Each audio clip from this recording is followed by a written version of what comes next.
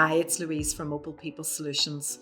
Michelle, a local business owner, is with me again today, and she wants to discuss the key aspects of performance management. Hi Louise. So performance management, it's a big one. It's very, very important. It's so important for employee and employer relationships and I suppose the growth of a business, but it can be a real minefield. Do you have any sort of thoughts around key aspects and how it can be done really effectively? Yeah, I suppose, Michelle, it's about defining what we mean by performance management. Unfortunately, the term performance management in itself probably has quite negative connotations. But we have to remember performance management is as much about rewarding and recognizing positive contribution through good performance as it is about trying to correct underperformance. So, in terms of the key things with performance management, let's start at the start of the employment relationship. We write into our contracts that there is a probation period of 3 months or 6 months.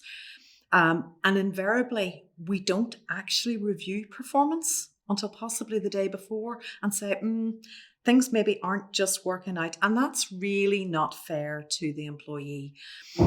So, what I would recommend is that you diary when you're going to conduct performance reviews. So if an employee starts, they have a 6-month probation period, put in a month's time, put in 3 months' time, put in 5 months' time that you're going to conduct a review. And we can certainly support employers by providing a really robust probation review document that you can reference each subsequent meeting that you have with the employee. So that if you are sitting at 5 months and things aren't 100% where you want to be, you can, as a minimum, extend the probation period, or you can terminate on the grounds of failure to satisfactorily complete the probation period. And there's no big shock to the employee in that situation. And that is really, really fair in those circumstances. So getting beyond the probation period, let's assume that employee has passed their probation period. We're into what is probably commonly still called the annual probation review. I'm not a huge fan of annual probation periods. Firstly, because they tend to be paper led. As opposed to conversation led. They tend to instill a bit of fear and anxiety with employees because it's a year since they've last had their review. They don't necessarily know what their employer or their manager is going to say to them.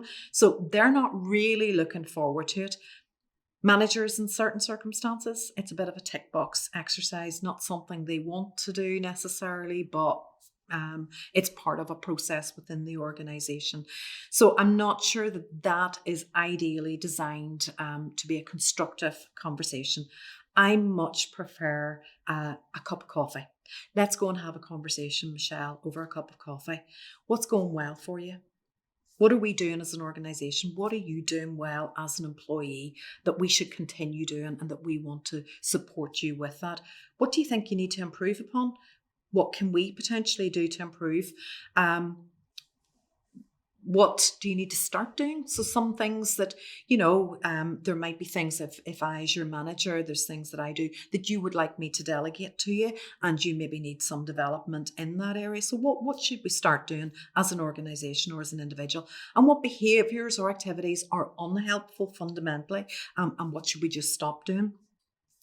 So those conversations in real time, ideally 3 months. A 15-minute conversation over a cup of coffee is much better, as far as I'm concerned, than an hour-long conversation once a year. Because if I do have some problems with you, Michelle, I want to deal with that right here and right now, so that you can improve rather than wait for 6 months, 9 months down the line, when sometimes things can fester and things can then become a bigger problem for me as your manager. So let's deal with that conversation. I think fundamentally the reason why a lot of employers don't deal with this is people are afraid of having that difficult conversation. I was recently asked, how do you manage difficult conversations remotely?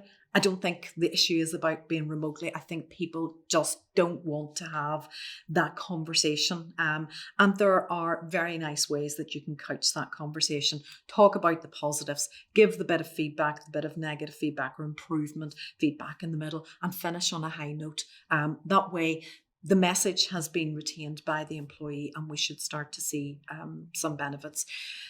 I think we're very much starting to move away from the paper-based. A lot of the HR software like HR Locker will have real-time reviews built into it. So in many ways, theirs, for example, is smiley faces. You know, we know what a really happy smiley face, that means everything's going well. A very, very sad face is things aren't going so well, and we need to improve. And you can do that exercise every 3 months. There are reminders built into those sorts of systems that will guide you and send you a reminder email a week before you're due to carry it out. So there's no excuses within that process.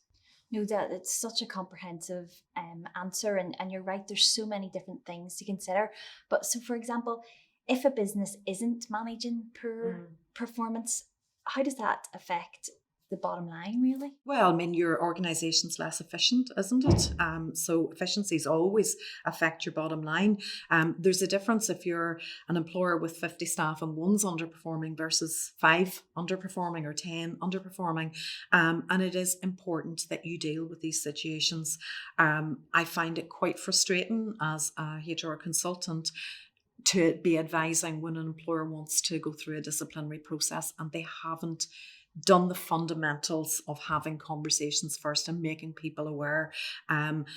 In disciplinary, there has to be a sense of natural justice in it. And is it fair that you have proceeded through to a disciplinary, which, let's face it, is possibly going to result in a warning being issued, versus having an open and honest conversation.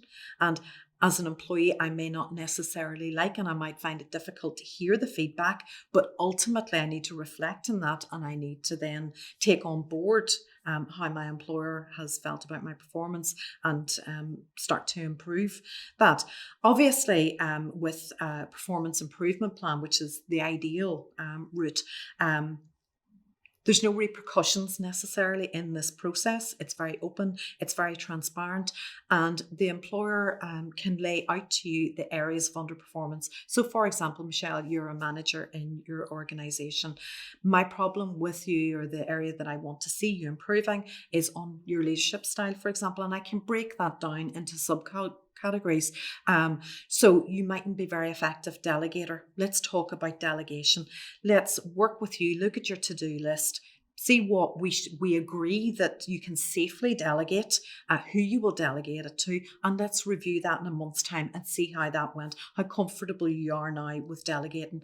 There might be a bit of a problem with your interpersonal style and the way you ask employees to do something, or your team to do something for you. So there might be a bit of training required in that. So it's about as much for the employer to understand how they can support you and get into a particular level of performance, as much as there's an onus on you to improve. Obviously, if that process doesn't work, and in 9 times out of 10, it's very, very effective and there is no need to proceed through a disciplinary route. But if there isn't any improvement in the performance as a result of introducing a performance improvement plan, then we've no alternative but to move down the disciplinary route.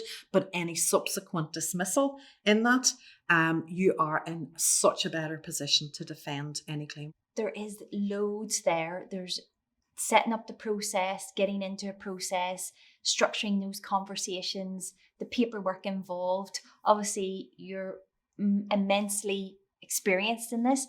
How do Opal People Solutions guide employers or business owners through this process? Because it is quite a complex one.